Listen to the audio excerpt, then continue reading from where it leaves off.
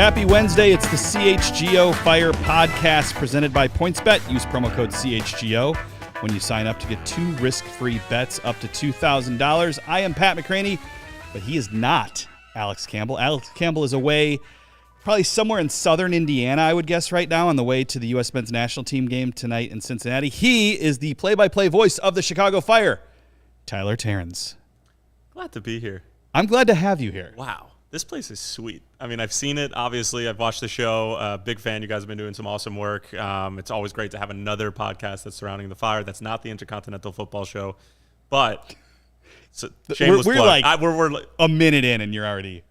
Anything else you need to plug time. right No, away? No. I'm good. Hazy pitch. We got some hazy pitch a minute in, and not only that, like 30 seconds was the intro video.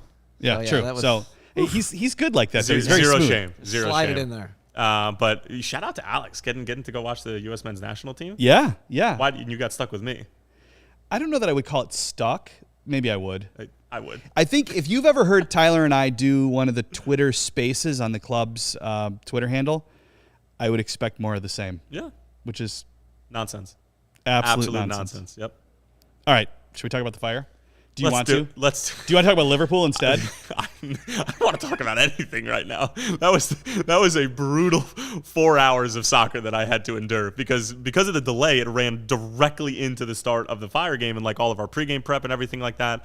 So I mean, between having to watch Liverpool batter Real Madrid and lose 1-0 and watch the Fire make Toronto FC and Bob Bradley's crew look like a USL Championship side and still lose the game.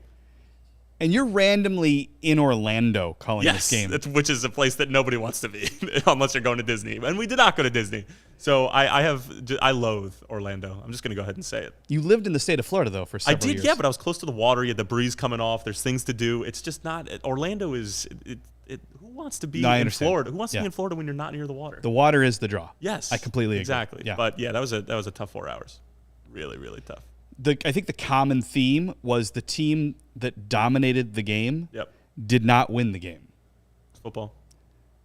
It's life. But in the case of Liverpool, you go, well, maybe they're still amazing.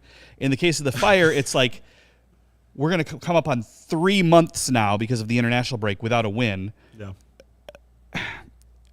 You look at that Toronto game, though. How do they not win that? How do they rescue defeat from the jaws of victory? How does that happen?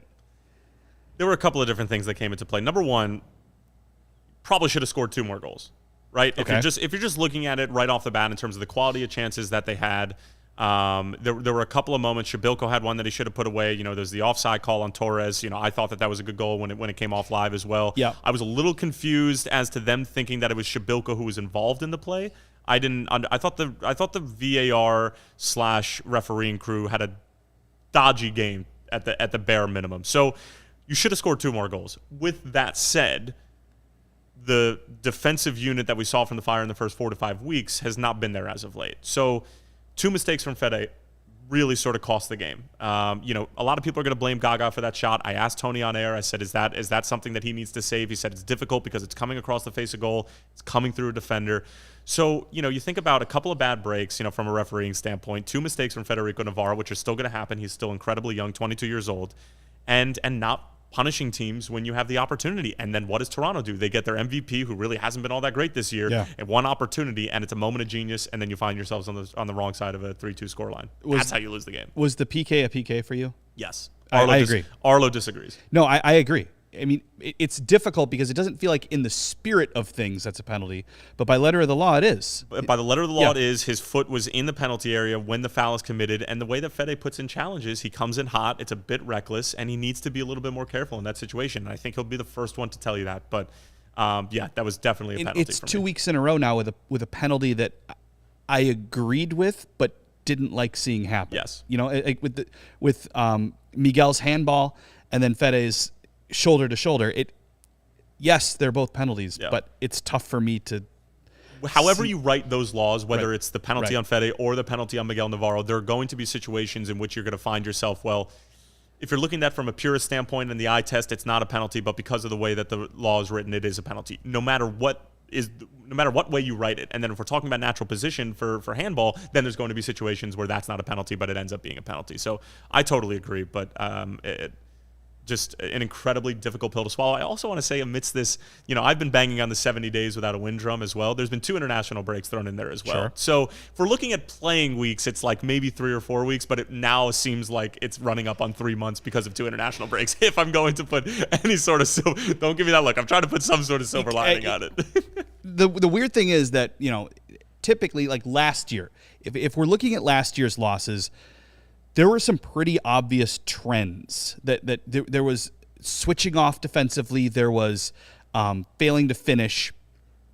This year's losses are weird and all over the place, and I can't put a finger on what it is. Is it bad luck? Is it Ezra? I don't think it is, but some people have suggested it. What is this? Is it just some sort of ghost or some sort of thing that's cast over this club for the last decade? What is going on? How are they not getting victories out of some of these games? I mean, that's the billion-dollar question right now. And, Ezra sends out that tweet after the game, for those of you who are not aware, basically saying, promise. I liked that. This is not going to be the Chicago Fire that you're used to. We are not going to be that team that, pisses away leads in the second half or whatever it might be. I am inclined to believe him because of exactly what you just said. You cannot put an identity on this group yet as to why they're losing games. It's defensive lapses. It's crazy goalkeeping mistakes from your 18-year-old wonderkin. It's a number of different things, and it's not just one. Whereas in bad years yellow past, cards and red cards. Bad yellow cards and red cards and some discipline. So there's been a myriad of things that have been the Fire's undoing. But I all think that those are controllable and fixable. And now you're finally starting to see the strongest 11 possible. I know the Fire fans are going to continue to kill me for trying to stay positive about this team. I know I work for the club, but I truly and sincerely believe that because of everything that you just said, these are not structural issues. This is just a comedy of errors that have been combined into 10 games. That's what I believe right now. But the question is this hole that they've dug themselves now too deep? No. 7 points. 7 points. A lot of teams ahead of them. There's a lot of teams every team is ahead of them in the Eastern Conference if we're really going to play that game. But, I mean, when you're thinking about Major League Soccer and the fact that it's built on parity, this is not the Premier League where Liverpool and Manchester City are going to run away with 14 victories in a row, and it's impossible to reach the top of the table. Now, let's pump the brakes a little bit. We're not trying to get there. We're trying to get to 7th, right? So if you're thinking about 7th place and you're thinking about some of the teams who are hovering around that area right now, like a Miami, like a Charlotte, good Lord Almighty, I don't know what's going on over there. But there's a number of teams there who are getting 1 point a game, 1.2 points per game. That's nothing. Like, teams are going to drop results. Teams are going to endure similar stretches to the Fire. Maybe not 10 games without a win, but they're going to endure stretches. So I do not think that this is by any stretch of the imagination too deep of a hole to dig yourself out of, because of the fact that you still just saw your first strongest 11 without Wyatt Omsberg for the first time. And they looked the best that they've looked this season so far, and that was the first time that the front four played together. 33 shots, which, as we talked about on the phone, was very similar to 31 shots last year against this very same team. 64-13 across those 2 games. And they lost you lose both games. You cannot make this up. You really cannot. And I don't know what it is about these 2 teams either. I think I read the stat out on the broadcast. It's now 8 straight games where there's at least 3 goals scored between these 2 teams. It's bonkers. Absolutely bonkers. I don't get it. And that Bob Bradley team, I've never seen anything like that from him, ever. They sat in and got battered. It was 2 passes, you were into the final third, and you were going to loft across in and hope that Shabilko was going to be on the end of it. It was the same thing over and over and over again. You thought there was going to be an adjustment at halftime, and there wasn't. And I've never seen a Bob Bradley team play that deep, play that poorly, and get just obliterated for 90 minutes like that. And he's going to think that he's a genius coming out of that game. He's like, we did exactly what we needed to do and still came away with a win. Because they had that midweek game against the Halifax Wanderers on Tuesday. And they had 6 guys in the starting 11 from that game. 6, including Michael Bradley, who's 34 years old now. And they still came away with a win. The whole thing just mind-boggling. So if we're trying to stay positive here, we've seen the defense at its best. Beginning of the season, not letting in any goals, absolutely buttoned up. We've seen the attack a couple of games here now very good. I would argue, even though the goals weren't finished, the attack was great against Toronto. It was very good a couple of games ago against the Red Bulls. Yep. We've seen quality at both ends. Mm-hmm. We just haven't seen it together since the KC game. Yeah. So, and I would argue even the Sporting Kansas City game, those finishes from Shibilko, he got a lot of help from Tim Melia as well. He did. So like one was a meg, I believe. Yeah, if I remember the goals against Toronto were infinitely cleaner and more just it just looked better than Sporting Kansas City. But you're right. There's not been a complete performance yet. And the fact that their Fire only have 2 wins speaks to that. But the attack is coming together. The defense has not been what it's been because of all the suspensions, because of the disciplinary issues. And, I don't think we've seen the same back four in consecutive games for quite some time now. And Wyatt Omsberg was just devastated, the fact that he couldn't play and that he knew how big that game was. I was texting with him when the positive tests were coming in and everything like that. Kid was gutted. I felt terrible for him. Absolutely gutted. You were talking about the minutes leader for the team this season. That's the only guy to play every single minute. Yep. And Terens comes in, and I thought that he played a good game, ends up getting a goal, and especially given the way that the game unfolded, Carlos's athletic traits really came into play because there was a lot of space in behind Chicago because they just felt like they could push 9 players forward at any given time with Chihos and Terens in the back. And Carlos, a number of times with that recovery speed and those long strides, was able to cut out Toronto FC counterattack. So with all that said, I think that this international break is coming at the best time possible. It's a long 3 weeks to think about what's been going on. But I think that now that you're going to get everybody healthy, you're going to get everybody back on the same page, you're going to get some time to work on some things and actually train as a group together with everybody fit and healthy. Dare I say that they're going to come out on the other side of this in a positive light. It worries me, though, that Switzerland has 4 games, considering what happened the last time Shaq went to Switzerland. Yeah. That's the key. He's looked like a different player since he's come back, and not in a good way. I wonder if that calf is still bothering him a little bit. I wonder if some of the minutes and everything like that are starting to get to him. It's a World Cup year. He's 31 years old. He's a professional. I think he's going to sort it out, but he hasn't looked the same. But I think that him going to play with Switzerland, getting a change of pace, I think that maybe now there's a little bit more communication between the Swiss national team and Ezra and the front office of the Fire, and it's like, okay, here's what we're looking at from a minutes perspective. And again, this is the same thing with the U.S. men's national team. There are a lot of guys who are going to be on that Swiss team that aren't going to want to play in every single minute of these games. These are friendlies, and you're getting ready for the World Cup, right? And this is not the camp that you have to be ready to go for. So I think that there's going to be a little bit more. There'll be a little bit more judicious in the way that they use Jordan, hopefully, with the national team. Fingers crossed. So one of the big questions we keep getting, because we keep hearing the same old Fire thing, and we keep getting questions about whether it's time to start firing people, because that's what people do naturally. For me, the idea that we would fire Ezra Hendrickson is absolutely ridiculous. It's not, and I could see, if you have a great team on paper and they're not performing, that usually is on the coach. I don't think any of this, or very, very little, is on Ezra. I think Ezra's done a great job, and he should not be going anywhere. George, I think George did everything that was asked of him in the offseason. However, if this team misses the playoffs again, I do not see how he could still be around. Given my time around this league and around this sport, I would tend to agree with you. That would be now 3 years running since he's taken over and been in charge of this project that he missed out on the postseason. And that's been the thing. Fire have not been to the postseason since 2017. It's been 10 out of the past 12 seasons that they haven't gotten there. Yeah. If I were to put money on it, if they didn't, I would probably agree with you. But with all that in mind, I agree with the first part of the comment as well. What more did you want him to do? I went out and you got your big-name European DP. You got a young designated Mexican player, and you got a Polish striker who's a proven goal scorer in the league. He obviously hasn't been doing it at the clip that they want. He got injured, the whole thing. You got a Bundesliga center back. All of the signings that they made have made sense. Don't forget about Fede before that. Of course. So they've balanced this out. The one that, or there's a couple that, you're still sort of asking yourself, are they producing at the level of the money that they're making? In Gaston Jimenez and Boris Sekulic, and I still think that Gaston shows some quality at times, but is he worth the DP tag at that number 8 position? Listen, and that's why people are harder on him, and I think rightfully so. Yeah. Is he a good player? Yes. There's going to be scrutiny if you have those 2 letters next to your name. Is he a DP level player? Not always. I've seen him at that level. Yeah. I've seen the quality. I've seen it in training when I've been out there, and I've seen it in games. Not always. And people will focus on the low-hanging fruit of, he doesn't like to track back when he loses the ball at times, things like that. It's easy to pick on him for those also, things. If you're playing next to Federico Navarro, you know that he's probably going to cover enough ground for 2. So right. For me, he has not been good enough for for that DP tag, but I don't think he's been as bad as some people have let on. Especially this season, I think he's been okay. He's been 10 times better than what we saw last year. Right. That bar was not set incredibly high last year. The other one for me, Pat, is Boris Sekulic. It's a lot of money for an outside back. A lot of money for an outside back, and I think we saw the best version of Boris this season so far against Toronto. Okay. Granted. Yeah.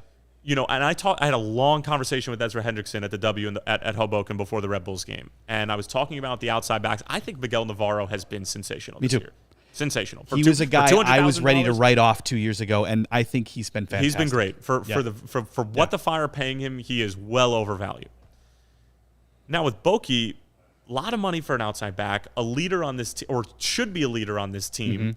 But Ezra said that there have been too many cheap giveaways in the middle of the field and too many cheap giveaways in the build-up. And if you're Boki and you're making that 40-yard run forward, and you're not playing in a 3-back system, you're not playing in a wing-back system where you might have a little bit of cover with the other outside back sliding over and making it a 4-back. If you're making those 40-yard runs and you're consistently giving the ball away in the middle of the field, psychologically, how many more times are you going to go do that? So there are times where he's not getting forward and he's not involved in the build-up, and Ezra Hendrickson's system is predicated on outside backs getting there. So I don't blame him sometimes for not doing it now. Right. With the strongest 11 we're going to have on the field and what we saw against Toronto, he should be. But I think he's a guy that needs to step up if the Fire are going to reach the potential of making the playoffs. I genuinely believe that because of the amount of money that he's on, and the same thing goes for Gaston. You rest your voice. I have to do a bit of business here.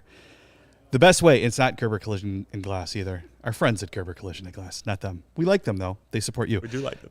Who supports us? The best way to support CHGO is to download the PointsBet app and use code CHGO when you sign up. If you do that right now, you'll get 2 risk-free bets up to $2,000. But that's not it.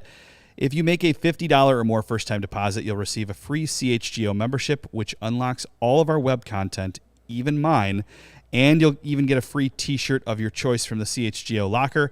That's $2,000 in free bets, a free CHGO membership, and a free t-shirt from the CHGO locker, all for making more than a $50 first-time deposit at PointsBet. If you have any questions, email us, pointsbet@allchgo.com, and we'll help you out. Your home for live in-play betting just got even better. Introducing PointsBet's new feature, Live NBA Same Game Parlay. For the first time ever, you can build the perfect live NBA Same Game Parlay only with PointsBet. Can't do it on the Knicks, though, can you? They don't make it this far ever. That's not in your read. Can you combine? Lawrence. Shots fired. That's just, honestly, though, I mean, he's right. The Knicks are terrible. That's right. Well, yeah. Yeah, there's blood in the garden here in Chicago. The sky is blue. Yeah. Gravity exists. What else? All right. Combine your favorite bets anytime during the game. Want more? You can also boost your live same-game parlays. Not on the Knicks, though. Watch live, parlay live, and boost live with PointsBet. And now, online sign-up is available in Illinois. You can download the PointsBet app right now on your phone and register your account from start to finish. What are you waiting for? Once the game starts, don't just bet. Live your bet life with PointsBet. Gambling problem? Call 1-800-522-4700. We had a new one to talk about, too. I have to tell you about OWYN. We've got all these letters, OWYN, here at CHGO, which stands for Only What You Need. OWYN is a 100% plant-based protein shake that gives you nutrition that works as hard as you do, Tyler. All of their products are free of artificial ingredients, allergen-friendly. There's no gluten or dairy. They're easily digestible. I just tried one before Tyler got here. I thought it was tasty. Bears quarterback Justin Fields follows a plant-based diet. He would love OWYN. And OWYN and CHGO have partnered to give you an awesome offer. You can get 20% off your first purchase at liveowyn.com with the code CHGO20. Join me and Justin Fields and try OWYN. Only what you need. It is mailbag time.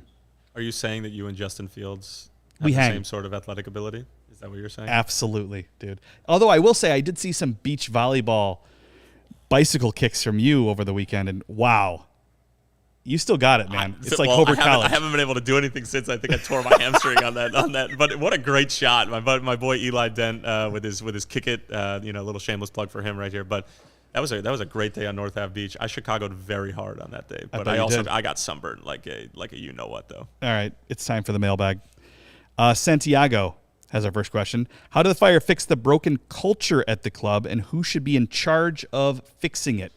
Is the culture broken still? I will guarantee you it was at one point, but has Joe's ownership been enough to... There's two things right here. Is it a broken culture or is it not yet a winning culture? I would argue it's not yet a winning culture, but is it broken? And have they done enough to fix that part? It's a good question, Santi. As somebody who... I'm in an interesting position at the club because I get to spend time at 1 North Dearborn. The main office is, like in the loop, and that's everything that doesn't have to do with soccer. Then I also get to spend time at SeatGeek with the first team at the training facility and the whole thing. So I get to see both. The culture is not broken. Is there an issue right now? Of course.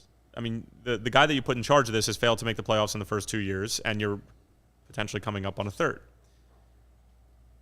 The narrative that this is same old Fire and everything like that, I get it as a tortured Mets, Jets, and Knicks and Rangers fan. And Rangers right now are killing it, by the way, so I can leave them out of this. But I get it that you're going to continue to lump front offices and previous iterations of coaching staffs into your tortured years of supporting that team.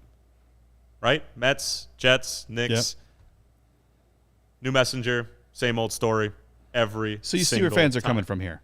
I get it. It feels the same. I know. But because of what we talked about a few minutes ago with the fact that this team right now doesn't have a losing identity, as crazy as that sounds, leads me to believe that it's not the cultures that broken, but it's been an unfortunate series of events so far. Now, George and Sebastian, if we don't make the playoffs, I do think probably will not be with the club, unfortunately, because that's just the way that this business goes. I mean, you look at Charlotte, and Miguel Angel Ramirez doesn't even get to finish half the season. They're 3 points out of a playoff spot. That was just weird. There's got to be something more to it. Right. But David Tepper, ownership is such an interesting thing in this sport because Joe Mansueto comes from a financial investing background, and that great piece in the Athletic by Paul Tenorio, he talked about just how he views this club as a long-term investment.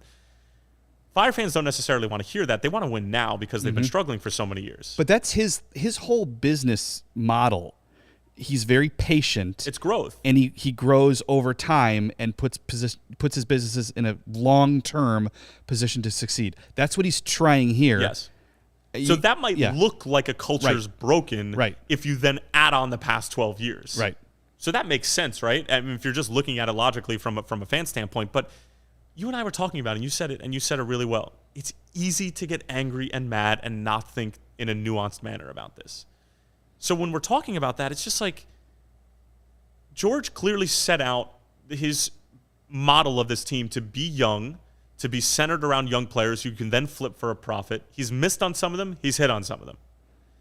Now he learned the league a little bit after 2 years, and he said, okay, we need a star, and we need some more veteran players in the mix. You bring in Chihos, you bring in Shaqiri, you bring in Shabilko. So now he's starting to find that balance. But his mentality lines up with Joe's vision for the club in terms of long-term growth and sustainability and finding a way to generate revenue through the first team through sell-ons. It was the first thing he ever said when he was introduced. He wanted to build stars, not necessarily buy them. Now, they had to go out and buy some stars too, which is fine, but that has been his idea. They're the 4th youngest team in the league. Yeah. What's going to happen with youth? It's going to be this. It's going to be ups and downs. Yeah. It's going to be a roller coaster. There are going to be mistakes from Gaga Slonina, who's 18 years old. There are going to be mistakes from Federico Navarro. There are going to be moments from Jairo Torres where you think, oh, maybe there's a little bit more quality there. The kid's 21 years old.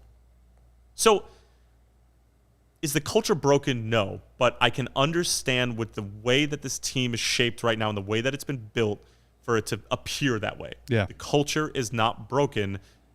There's a winning problem right now. But I think that can be solved. And listen, we talked about it late in preseason when Shaqiri came along and the Jairo Torres signing was made. You knew that Shaqiri wasn't going to fit in right away. You knew that Torres wasn't coming until May 1st.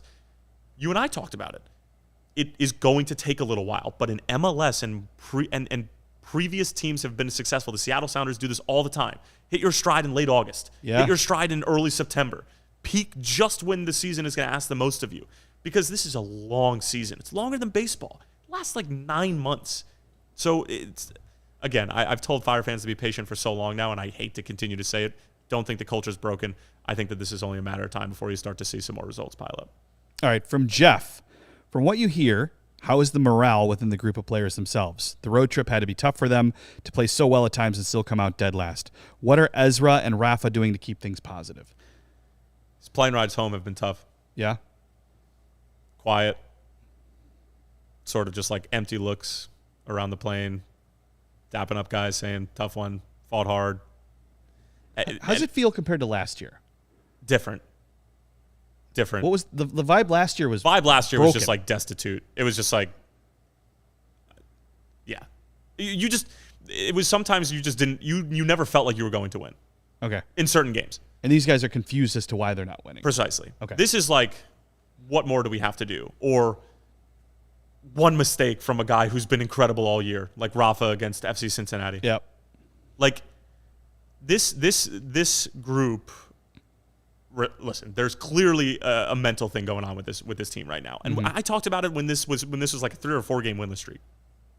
There are going to be times where you're like, is there a culture problem inside the locker room, or like what is the morale? But like I just think that this is snowballed out of control, and then for Major League Soccer teams, like in a league built on parity and with shiesty refereeing, sometimes like it happens, and it just happened to happen for 10 games in a row, Lawrence.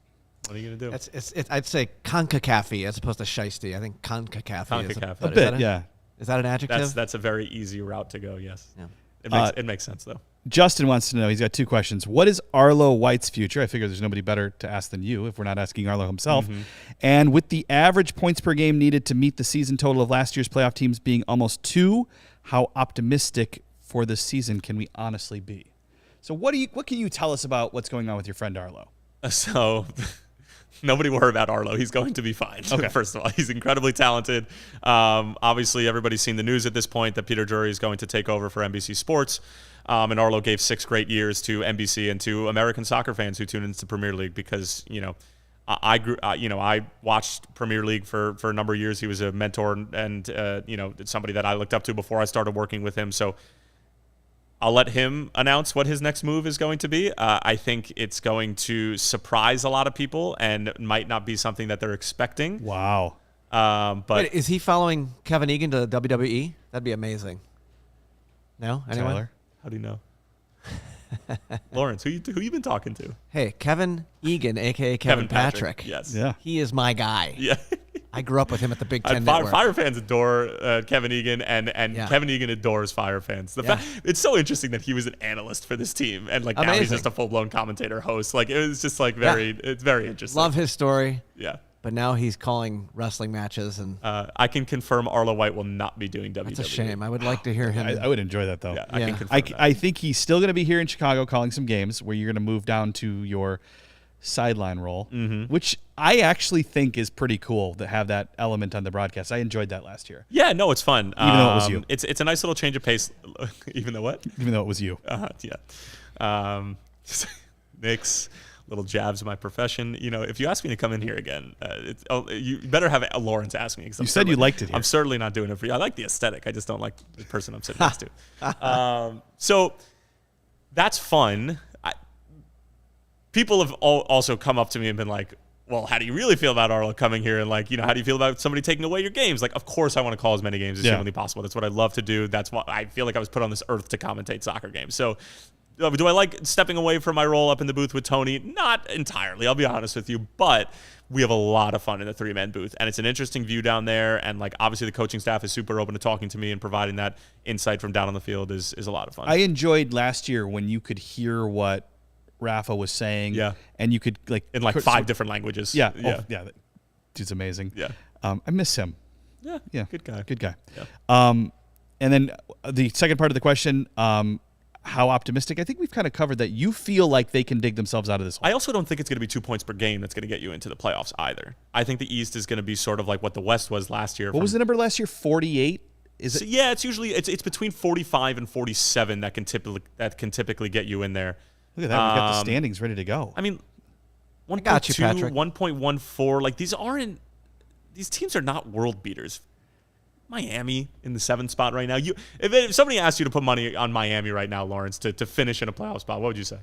I'd say go to PointsBet and use CHGO to sign up. But I'd also say Tyler respects that move right there. I can tell you. I don't know. Not really. I mean, I love Beck's and all that, but I don't really think I'd be trusting his They have team. nice uniforms. They do have nice uniforms. I had the chance to talk with Phil earlier this year when I did the ESPN game. The fact that they're in 7th right now after what he talked to me about, a lot of which was off the record, mind-boggling to say the least with the whole Higuain situation. But I'm still optimistic. Still remain optimistic. All right, one more mailbag question, then we're going to talk about you. Oh, boy. Laura wants to know, are the rumors for all the teams interested in Gaga exaggerated? I think at this point I've heard rumors that teams such as Chelsea, Bayern, Wolves, Real Madrid, and maybe a few others are interested. There's kind of two things here that can be happening. There can be rumors that teams are interested, and then there's, has anyone actually offered the Fire anything for Gaga? Two separate teams. Yes. Things, right? To my knowledge, and this is coming from the club a couple of days ago, you may have different information, but no one has actually made an offer for Gabriel Slonina to this point. And Fabrizio Romano confirmed that. Right, he did. And he wrote that, but the way people read those, he wrote it correctly, but the way people read those is, oh, this deal's coming together now. This deal's not necessarily. No. A team can be interested but not make an offer. A team being Lots of things can happen. A team being interested, some people think that these transactions and these things are so high level. Like it's simply a phone call that somebody says, "Talk to me about your boy." Somebody picks up the phone, calls George Heights and says, "What's going on with Gaga? What do you like about him? Can he be successful in Europe? What's his mentality like? What's his training regimen like? Who is he as a person? What does he like to do in his spare time?" That's literally how the conversations go. Now a team's interested. Now a team is all of a sudden interested. Yeah. The Madrid thing, though, that's real. Like they are. That is an opening bit and whatever number they come up with is going to set the tone for the rest of it. Right? It's going to be amazing to see. I think it's wild. I mean, 18-year-old kid playing for the Fire. Don't say previous Champions League winner. Just don't say it. Yeah, getting contacted and interest from the It's crazy too, 'cause, 14-time Champions League winner. 14 I don't know if times? you remember Saturday, but Courtois was pretty amazing, and you'd have to think there's still a couple years left there. Of that you'd think, level. yeah. What a save! Where the one was that Mane, where he went to his right and just tipped it off the bar. Yep. Whew. All right. I had a friend who had Benzema, Mane, anytime goal scorers, and Madrid to win. So both of those goals got called off, or Mane's got saved, Benzema's gets called off. And then Madrid ended up winning. That would have been a big payout. Speaking of gambling, I have to do the PointsBet pick of the week. Now, Let's do it. I will tell you that Alex normally does this for us, but Alex has been unsuccessful at all of his picks. So I don't know that you should listen to us, but I will tell you that this is me doing it. So maybe if I'm correct, Yeah, you're I'm a different human, right? exactly. Right now on PointsBet, the U.S. men's national team is plus 100 to win over Morocco tonight. I feel like they're going to win. I feel like that's a solid bet. Okay. So I think Greg's boys are going to walk away with the win tonight. I think you can bet on it. I think you might make some money. If you want to bet on a goal scorer or two, Greg basically gave away the entire lineup yesterday, so you don't have to sort through who might start or who might not. You know who's going to start. Weah, Ferreira, Pulisic, Aronson, I believe, are all going to be starting. Weah, lock it in. I feel that too. Yeah. Just don't. Right now, Georgie was plus 300 to score in the game. I don't think he's going to score in the game, so don't make that bet, please. That's why they pay you the big bucks. Yeah. So I feel like this one, if I succeed, if the U.S. wins tonight and you guys make some money off it, Alex is out. Maybe you're just going to sit in the chair altogether. I'm enjoying this. I really, despite all of your wisecracks and the hard time that you're giving me, I'm having fun. We could give Alex the Charlotte FC treatment and just get him out of here. No Way too explanation. soon. Oh, we love Alex around here. He lost the locker room at CHGO. Yeah. I feel like he has. He has. Yeah. We're not going to get into it. From what I understand, though, he's a key member of the CHGO softball team. So, Wow. There's a lot of respect earned from that. So, Yeah. All right, I'm going to interview you now. Oh boy. So, the first thing I want to know is, and we're going to talk about your career and how you got started in this, which I wrote a story on Hot Time when I was there. It's absolutely insane. But first of all, what's going on with next year? What can you tell us? We had this conversation off air, and it's I was here. amazing. I was here an hour early, and I was like, "Oh, what are Pat and I going to talk about?" 45 minutes of it talking about what's going to happen next year with the what broadcast can you rights. say with what's going on next year with the TV deal? I can say anything because anything and everything's possible. Kevin Garnett, literally anything is possible right now. So the last that I heard, okay, so there's a couple of different levels to this. So obviously the rights are changing after this year. Yeah. Every team was told that end all of your TV deals. Yes. after 2022. Okay, fine. Rumors that the model was going to shift towards sort of like a universal singular model underneath the league, and that they were going to be in charge of talent, production, the whole thing. Obviously, that goes against the American sports model, and fans are not going to really love that because American sports fans want their flavor. They want their guy, the whole thing. Not me, but they want a guy. And so basically... they want Arlo. They do want Arlo. I can't blame them. So with that in mind, there were a number of people who were up for the streaming rights. So it was always going to be that the regular season games and the run-of-the-mill games were going to be behind a paywall. Apple TV, CBS, ESPN, Fox, whoever it was going to be. Last thing I heard 48 hours ago was that, more than that, 72 hours ago, Apple TV was right on the doorstep of locking up a deal. I thought they were out. Now they're back? This is 72 hours ago. Okay. Fell apart. International geofencing got hung up in the deal, off the table. 48 hours ago, that was reported. Then 24 hours ago, Apple TV is back on the table. Still potentially could happen. They're throwing a lot of money at it. They had the highest value or the most amount of money that they were throwing at the league. They want an MLS Cup if that was going to happen. ESPN might get 25 games. Fox is still in the mix. I can tell you CBS is apparently not going to be a part of it. Okay. This seems like it's something that's going to be shared for the most part. ESPN are probably going to dial back their thing, but then like who's going to pay for the production is a huge sort of like sticking point of this whole thing.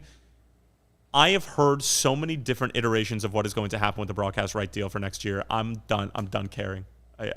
Somebody texted me today. I just said, wake me when it's over. This has just been a nightmare. It's got to be hard for you, seriously. I have no idea what's going to happen. This is Zero. your livelihood on the line.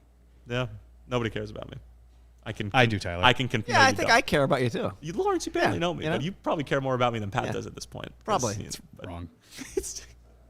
So we don't know. We know a little bit, but nobody knows anything. If I'm going to put money on something, it's probably going to be Apple TV will get it across the line. ESPN will have 25 games. That'll sort of be like a game of the week type thing. And I don't think Apple TV will get MLS Cup. I think that's ridiculous.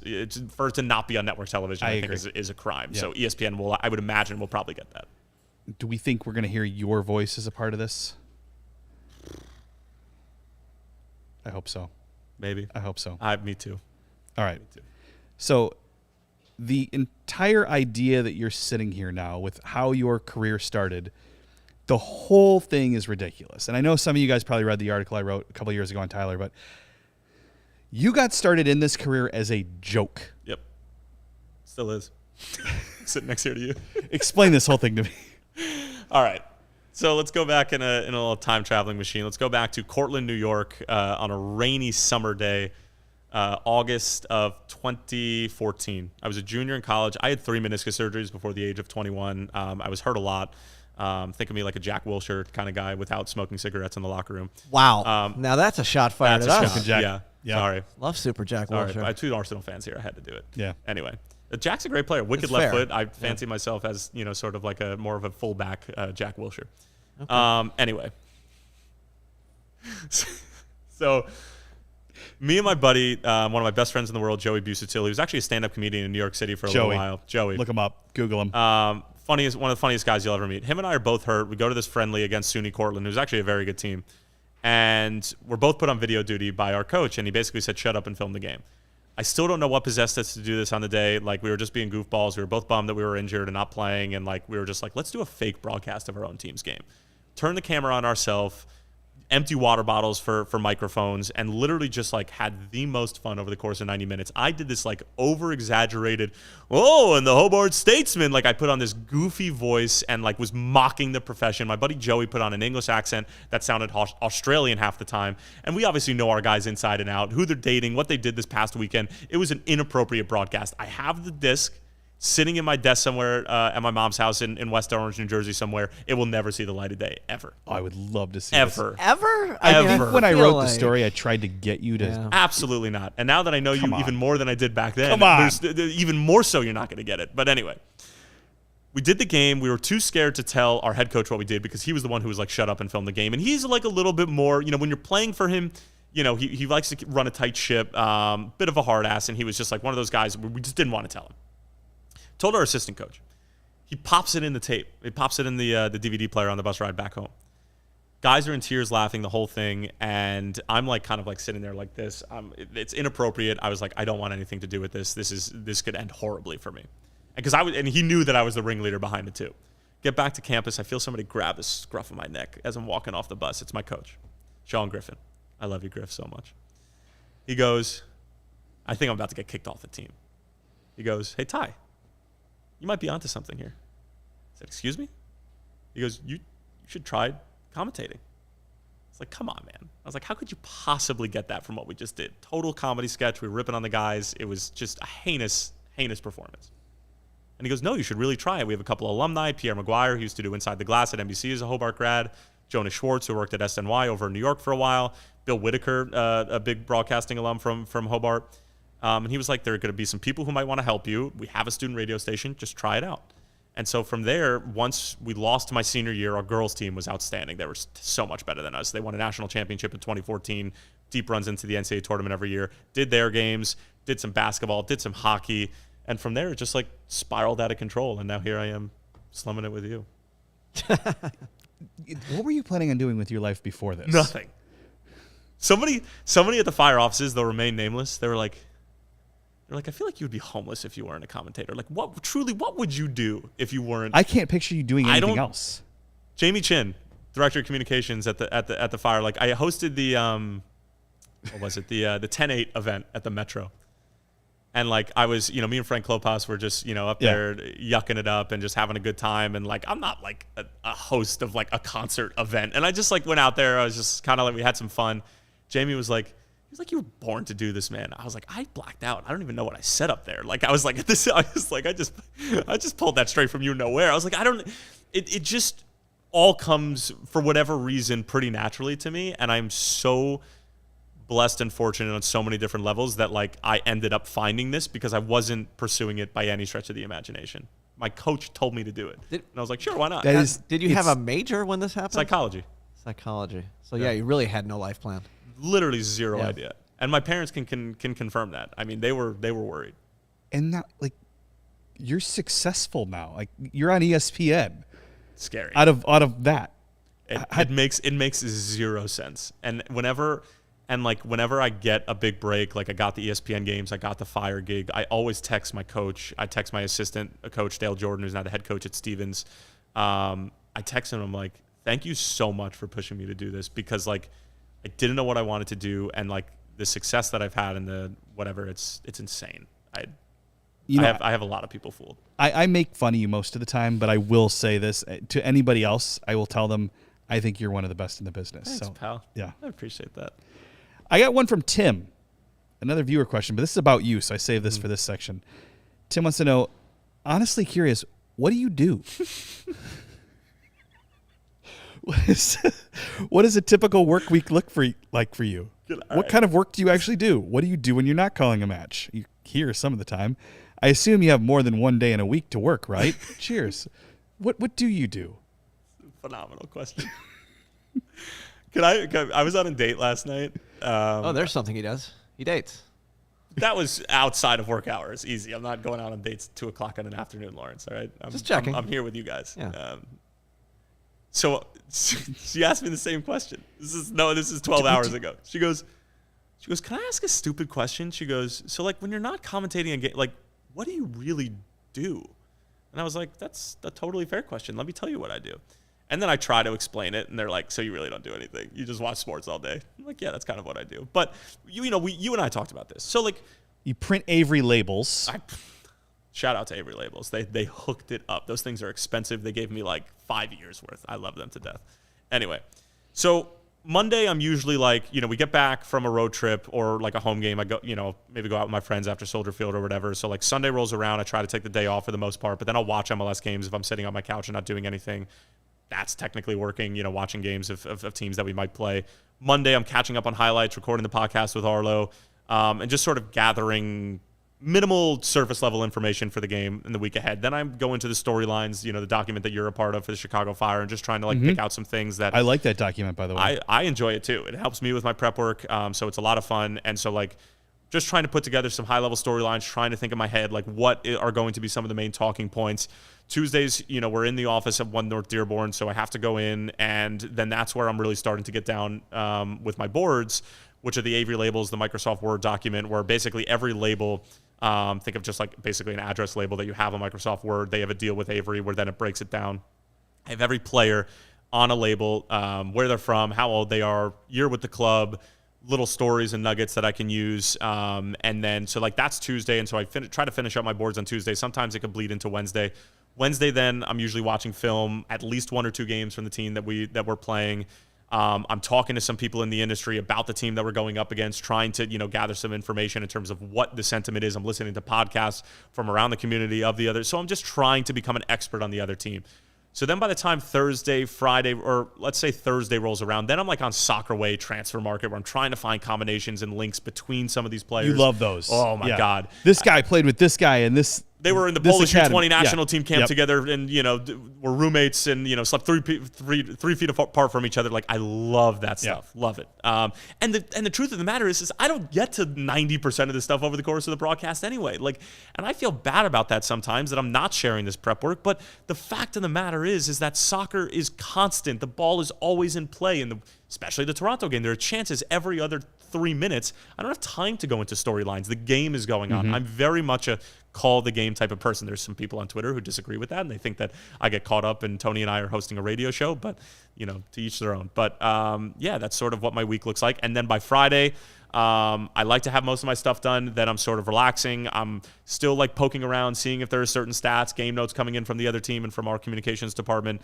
And then Saturday I go for my morning 5K, and that's my match day morning routine. And then, just kind of chilling out. And if I don't have my prep work done by Saturday, I am not doing my job. So that's sort of how I look at it. You go find Tony and go pick up Tony from the Hyatt downtown, where he stays. I have my classic rock playlist queued up for him because he does not like that garbage that you kids listen to. But I also like classic rock. My dad taught me well, Beatles, Fleetwood Mac, the whole thing. I'm also interested. I was listening to your show on the drive in, and I'm interested in the Baileys and creamer situation.